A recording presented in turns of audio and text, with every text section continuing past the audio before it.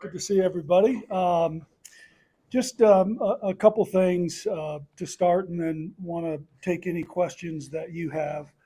Um, One, I feel really good about our start to being in the Big 12 and where our programs are today. Football being 4-1 is really exciting, where we thought we would be. But we have a lot of work to do, as everybody knows, and as Coach Prime has said. Our men's golf's off to a great start. They've had a terrific fall at this point. Um, our volleyball team had a huge win Saturday against Texas Tech and was a great step for our women's volleyball team. Soccer's off to a great start, been highly ranked all season. Like what Danny and his team are doing, had a tough one on Saturday, but that's in the rearview mirror. We're excited about what's ahead cross country. Sean Carlson, really pleased with the direction of that program and what he's doing. Also excited about tennis and women's golf and the start that they've had in their non-traditional season. Men's and women's basketball have started practice, and we have promising year ahead of us. And I know we'll get some game times here in the next, hopefully 24, 48 hours that we can release. But I'm also really proud of our student athletes and what they're doing and what they're accomplishing out there. As all of you know, there was a preliminary approval of the House settlement yesterday, something that we're really focused on, and I'm certain that you'll have questions about that. But I'm excited about the preliminary approval because it allows us some kind of guidance, even though we don't have all the answers to our questions. It does give us some guidance as to where this is going. In the meantime, it's really important for us that we continue to focus on our NIL collective with the 5430 Foundation and the support that they're giving our student athletes. We'll have an announcement soon on a partnership that we're creating with Elevations Credit Union that I won't get into today, but we're really excited about that. We know the challenges of the House settlement are big and broad. We're prepared for them. We've been focused on the House settlement for the last 4 to 5 weeks, 4 to 5 months, that we've been working on. But it's a significant change in college athletics, and I'm certain that you've read a couple other things that have come out about these 70 team leagues and 72 team leagues. And I want to make our Buff Nation understand that we're having those conversations. We're abreast of what's going on in our industry, and again, there's a lot ahead on that. You may have seen that we announced a Buffs United campaign, and it's really a campaign to focus all of our energy on the future. And the future, the new future begins July 1 of 2025. And this Buffs United is really an effort for us to get all of our alumni engaged, our fans engaged, in helping us prepare for what's ahead in the future. So those are my comments and, to kick this off, and I'll open it up for any questions that anybody has. Okay, if you just want to raise a hand, we'll get a microphone. Hey, Rick, Tyler King with the Denver Gazette. Yep. You mentioned the 5430, the foundation, the collective. Where do you feel like you guys have come in the last couple of years, just kind of getting organized? And where do you feel like is the next step you guys need to take NIL-wise? Well, look, I think NIL is going to change, and I guess what I'd say first is we're really pleased at where the 5430 has come and where it started. I think everybody knows we were a little behind in NIL to start because we really wanted to understand what this would look like. Collective sprung up. We might have been a little late to the party, but through the work of Eric Belcher, who's one of our alumni, who's really spearheaded this effort in creating the 5430 Foundation, has really put us at a point where we can compete with the other schools. That obviously will change with the House settlement. We will bring everything in-house at some point. And then, the student athletes that can earn NIL will still have that ability to go above the cap based on the settlement to create business partnerships like, Travis Hunter has with NerdWallet and Shedeur Sanders with Nike. So I feel like we're in a good spot today. We probably weren't a couple of years ago, but I feel like we're in a really good position, and I applaud Eric Belcher and the people around him that have put the 5430 together, and we will continue to work with them until this new shift begins in July 1 of 25. Adam. Hi, Rick. Oh, hi, Hope Adam. you're doing well. Good to see you. Yep. Kind of building off that, with this changing landscape of college football, where do you see things going? Where do you hope to see things going? Well, look, I mean, our first focus is on what we're going to do at Colorado. So what we're preparing for now, based on the preliminary approval yesterday, is, we've got 4 goals, and we've had 4 goals in all this as we've looked at what we're going to do at CU. And the first is we wanted to provide the similar opportunities that we have today for all of our student athletes. We also wanted to be as competitive as we are today. We don't want to cut any sports, and we want to provide the similar benefits for our student athletes. And what that will look like in a revenue share, again, those are some of the questions that we don't know yet. How does Title IX apply? What does this look like moving forward? We're still don't have any clarity on that, and we may not get any clarity until the end of this calendar year or early in 2025, but we'll be ready to go based on the information that we get. Look, this is going to change college athletics as we know it. And I know I just read something today where some school is cutting a sport. That's not something that we want to do. Our goal is, again, the 4 that I just stated.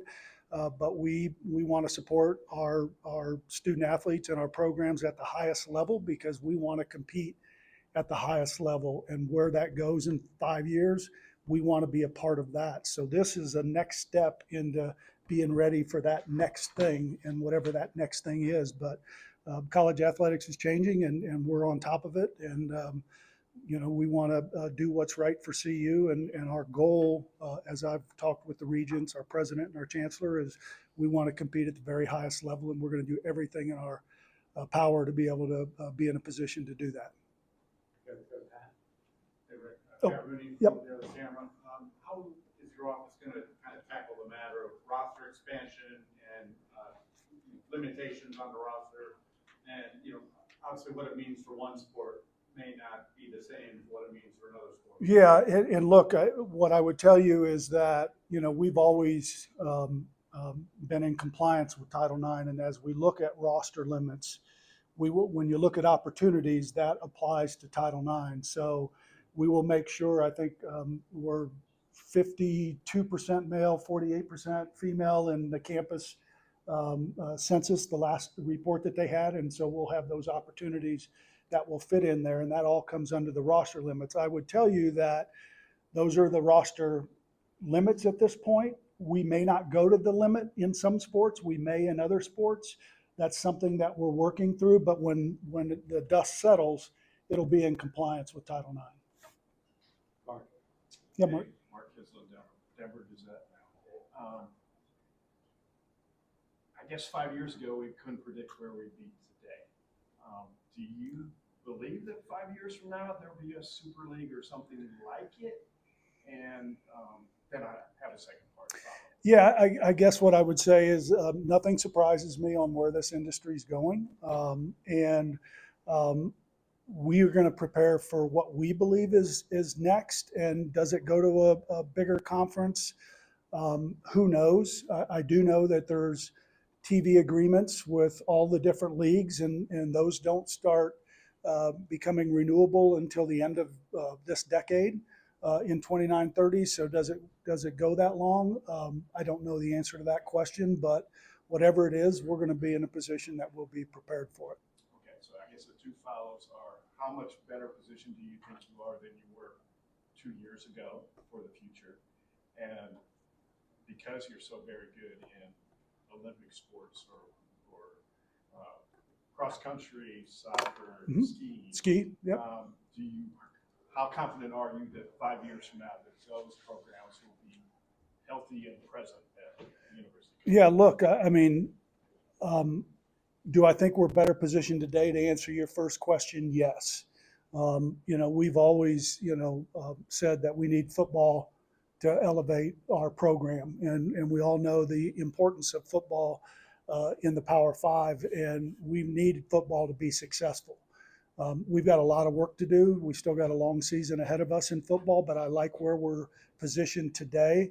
I like the viewership that we're getting. I think we're second in the country as far as the overall viewership of our program, and I think that bodes well for us in the future. I think as we continue to grow, and with this Buffs United campaign, we've got to get more of our constituents involved in us. We've got to find revenue streams that we may not have today. I do think we will look different as we move forward. We're going to have, you can't do it all in revenue generation. You've got to make some cuts in your expenditures, and we will certainly be looking at all of that. But we are going to compete at the highest level in ski and cross country and some of the programs that you mentioned, because we want to win championships in all of our sports. And we know cross country and ski has a history of doing that. We know how important men's and women's basketball and all of our other sports, but we want to win at the highest level in all of our sports. Is the future of football augment that, or is it detrimental to whether it's your program or at CU or at Stanford? Again, a lot of it depends on what do those next media rights look like. Because again, the support that we can provide all of our program is going to be incumbent on the revenue that we can generate. And we know there's certain streams that we can do that. You may see more concerts that we do, because that's another revenue stream for us that we need. But we're going to be very creative in how we look at the whole landscape of college athletics. But we want all of our student athletes to have a world-class experience when they're here. We're going to provide more benefits in this new settlement agreement that we think is going to be beneficial to our student athletes.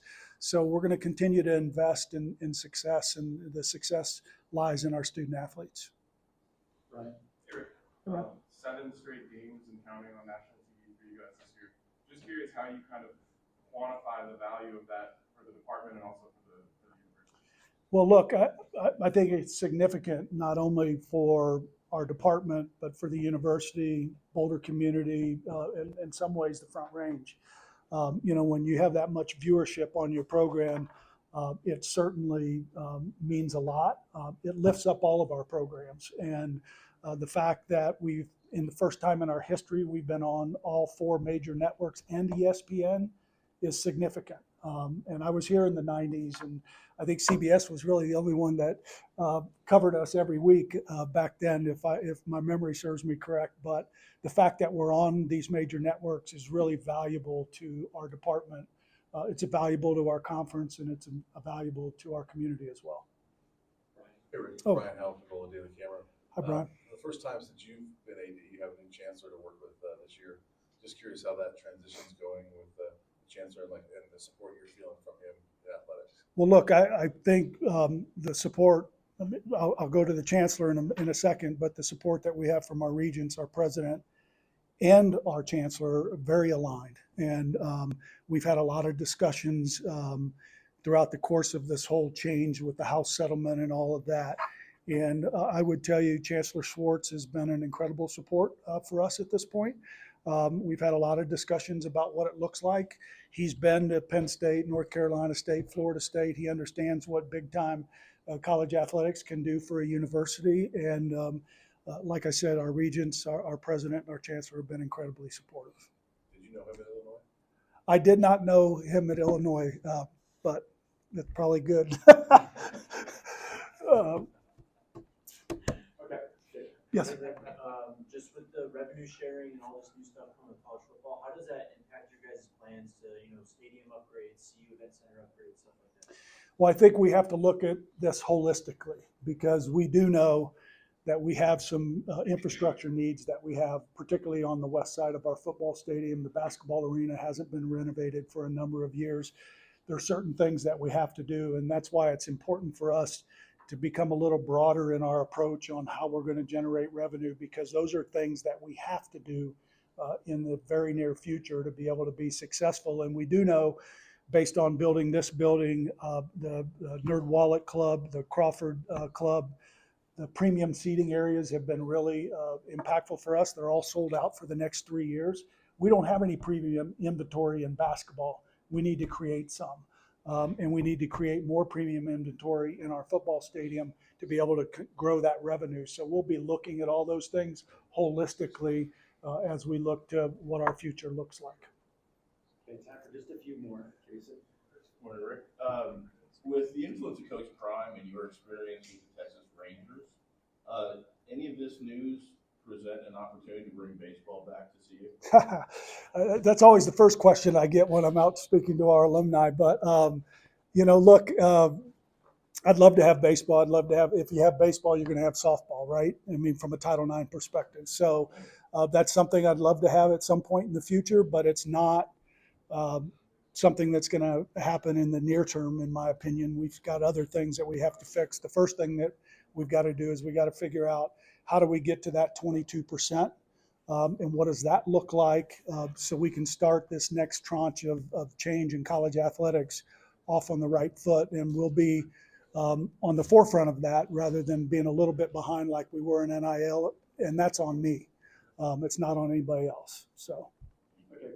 Oh, sorry, do you have anything else? Okay, we're That- just gonna do three more. Matt? Hey, Rick, Pat Graham, Associate Press, nice Yeah. to see you again. The prime effect. What's the Royals hat about? I'm sorry. No, Runs deep. love it. I love it. The prime effect obviously enhances everything, ticket sales, merchandise, just everything. How do you factor that into like the long-term future when, and how do you sustain this momentum going? He may not be around forever. Well, look, we hope that Coach Prime finishes his career here. I think he can do significant things for us long-term with longevity. And so, for us, and I think Coach would sit here and tell you that he and I are on the same page about where we want this program to go. It's not a short-term fix. We want to set it up to be sustainable for the future. And I think what he's done has been incredible. I like the culture that he's created. I see it on a daily basis with his student athletes and his coaches. And like I said, I like where we're at. We've got a lot to do still moving forward, and we're on the same page on that. Okay, Matt? And then Joe. Hey, Rick, how complicated has this whole process been for you guys to keep up with, and how clear is the communication from NCAA leadership, et cetera, on what the future of this is going to look like? Yeah, look, we spend a lot more time with our colleagues in the league about talking about this and what it looks like. And I will tell you that Brett Yormark has done a really good job of making sure that we're engaged in the discussions about what's ahead for college athletics. And I feel really good about that. We don't meet a lot with the NCAA, but we know understanding what their governance will look like. We don't know what that looks like moving forward, what enforcement looks like. But again, we get most of our information through the conference, and we meet regularly as ADs and our presidents and chancellors to talk about what that looks like. And our conference is set up to be incredibly successful. We know how great it is in basketball, but we also need to make it great in football, and we're making strides to do that. And I would say from top to bottom in this league, it's highly competitive. And we're looking forward to continuing our work in this conference, and we've got a lot of support from the league. Very brief follow-up on Yes. that one. How complicated is your job now compared to when you got there? It's incredibly complicated. I didn't answer that question, but it's incredibly complicated. But I've got an incredible team around me, my executive team. We've been working on this. We got a lot of smart minds in that room, and we're looking at everything. We want to be on the forefront of this next change, and we're going to be at Colorado because we've got good people that we're working with. Our coaches understand where we're headed, and again, I need to explain to them what does it look like for you, in your program in the next several weeks. And let's be honest. I mean, we've got a signing day in about 4 weeks, and we have to have some clarity on this for them on what they can do and not do moving forward. So there's a lot of work to be done in the short term, but also in the long term to make sure that we're set up for what's next in college athletics. Okay, last one for Rick. John Trees, Time News. Rick, you discussed the liability of the Big 12. With the SEC and Big 10 getting such a strong hold of those playoff spots, right now, how do you feel Big 12 is set up to get more than just the automatic bid? Well, look, you can read what you want to read out there. I think the public would like to see a playoff similar to what we have in basketball, where you earn your way in. I think the process that we have right now, where there's 5 automatic bids for the 5 highest conference rated schools with 7 at-large bids, I think that's where it should be. I think that's what people want to see. They want to see people earn their right to be in that. And look, the Big Ten and the SEC, I'm glad that they're having conversations, but there's no liability in the Big 12. We can compete against those 2 conferences. We will compete against those 2 conferences, and we'll let the chips fall where they may. But, again, I like where we're at CU. I'm thrilled that we're in the Big 12. We've had a lot of success here, and I think we'll see a lot of success in the days to come. Okay. Great. Thanks, everybody.